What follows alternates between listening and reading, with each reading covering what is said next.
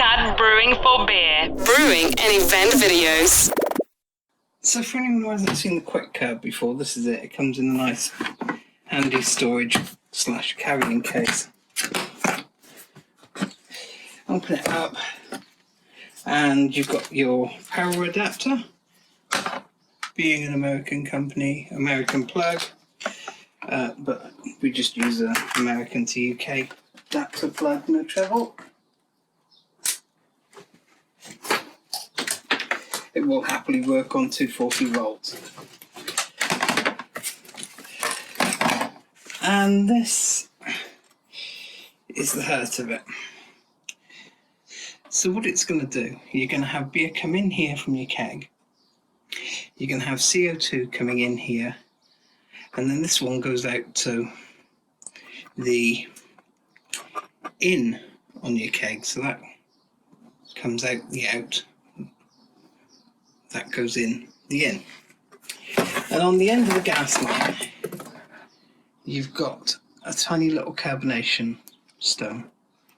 It's not stone, it's metal, but they're normally referred to as stones. And this is going to dissolve CO2 straight into the stream of beer, which is flowing around in a circle through the keg. And what's going to happen is that's going to keep going on and on and on until you reach the point where the pressure in the keg is balanced with the pressure you've set on your regulator. And what that means is that the beer is no longer absorbing any more CO2 as it's going round, and it should be curbed at the pressure you've set. It's a good little system, and it will take about 40 minutes, and you're more or less within 5-10% bang on your set carbonation. So you can be drinking freshly kegged beer in under an hour. Now yes, you can do the shake, rattle, roll and hope method, but the number of times I've seen people saying it's overcurbed, it's undercurbed, it's got problems, it's oxidized from shaking the keg around. I did it at first, I don't do it anymore. Before I had this, I used to do the set and forget method, where put about 30 psi on the keg, leave it 24-48 hours, turn it down to whatever pressure I wanted to serve at, and call it a good one. But this is a lot better for me. It's a lot more accurate, and I get better results. It's easy enough to set up. First up, to make sure it all dries out properly, I do like to take the pipes off in between times. So we're going to get our beer line on. That just goes over the top. Slide the cap down.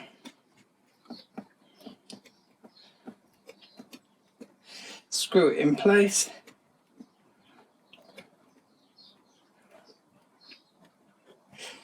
And it goes on a long way.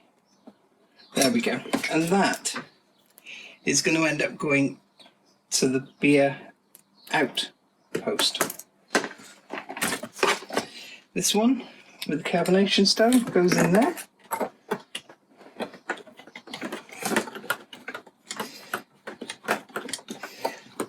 Screw it on. This one needs to go on tight, otherwise you will get a leak. So there's that one. And then finally this one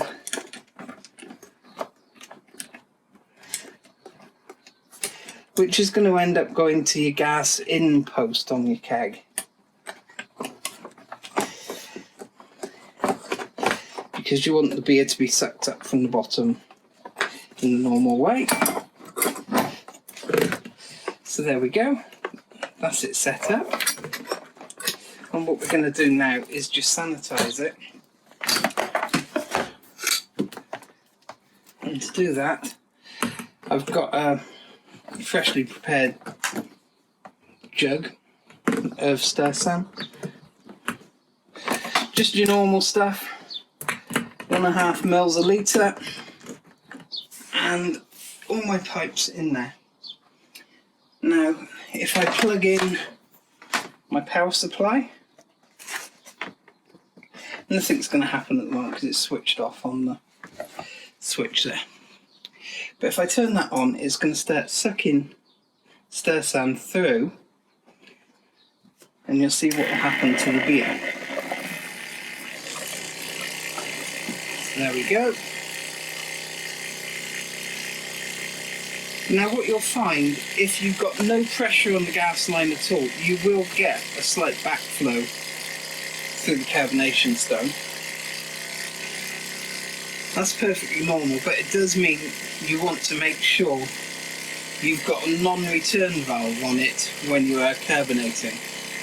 If you want to increase the flow rate through there, which we do when we're cleaning,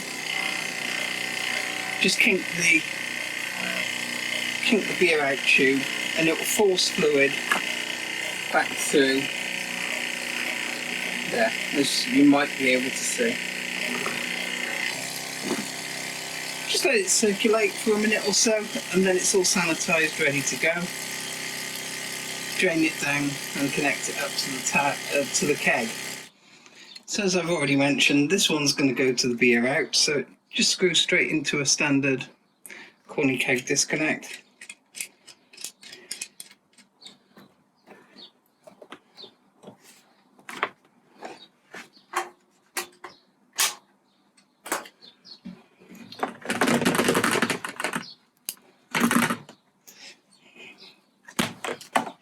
This one goes to the grey gas post.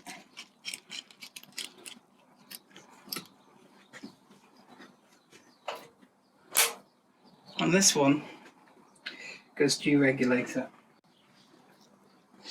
There it is, one standard John Guest non-return valve. It's got an arrow on it showing you the direction of flow. So that end goes to your regulator, that end goes to the QuickCarb. And I've got my regulator set for about 15 psi. Let's turn it on.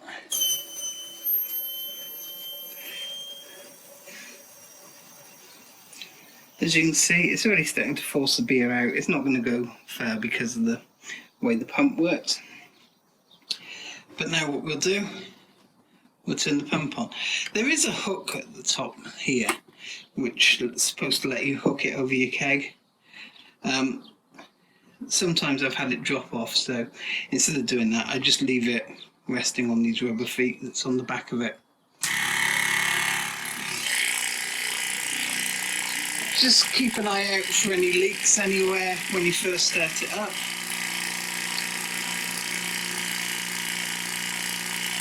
And there you go, you can see the beer circulating around. I don't know if you can see all the bubbles there, but there's a lot of bubbles in that beer where the gas is getting dissolved straight into the liquid. And it's going to keep doing that now for about 40 minutes.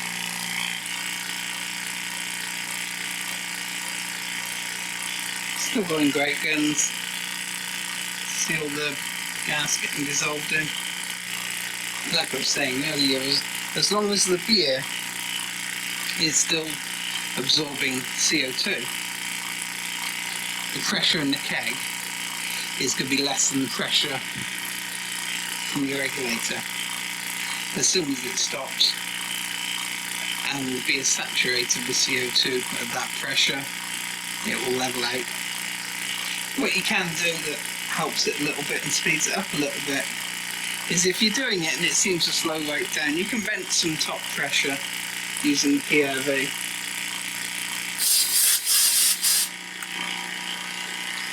And that just makes sure that as much gas as possible is going into the beer. It does give you the potential to slightly overcarbonate it, but this early in the process it's fine. As for clean up, much the same.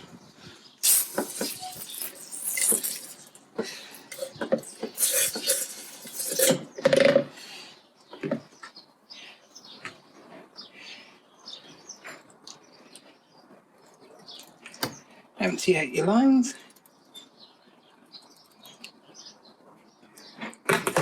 And this time I'm just using cold water instead of stir sand.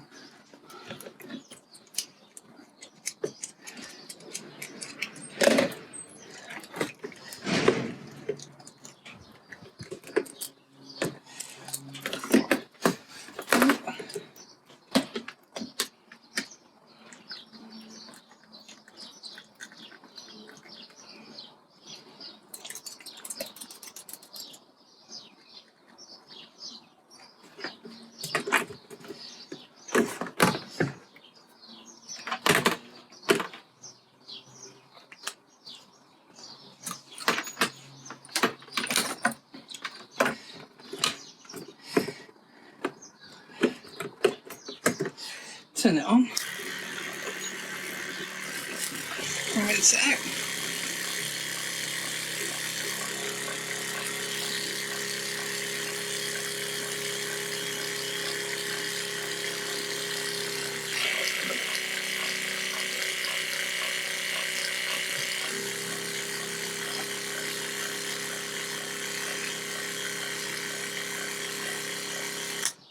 I tend to just do that twice, fresh water each time. Disconnect all the pipes, hang them up for 24 hours so they dry, put it back all the way.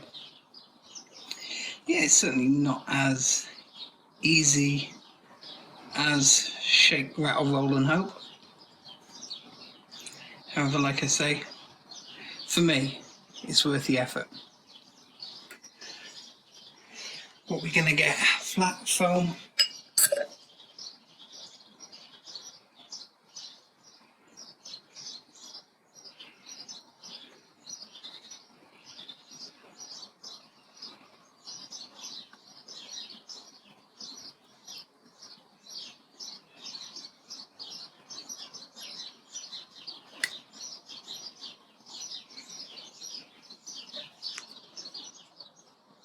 So there you go. Nice head on it. Not really clear because some yeast got transferred into the keg and it hasn't had time to settle out yet. But carbonation looks okay.